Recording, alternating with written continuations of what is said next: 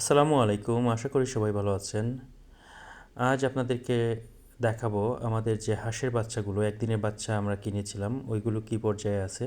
তো এটা আজকে আপনাদের দেখাবো।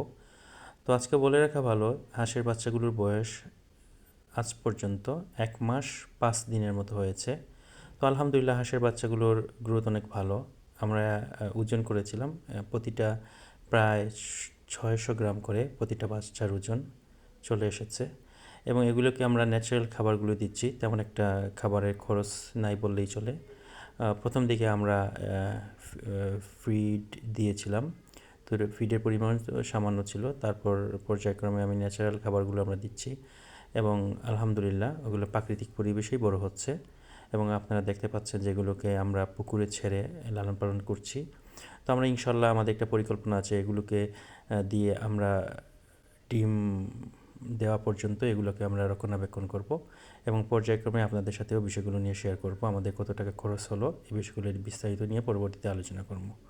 তো সবাই ভালো থাকেন, ইনশাল্লাহ আমাদের জন্য দোয়া করবেন। আর পর্যায়ক্রমে অন্যান্য আরও অনেক টপিক নিয়ে আপনাদের সাথে এ ব্যাপারে আলোচনা করব। তো ভালো থাকেন, আসসালামু আলাইকুম রহমতুল্লাহ।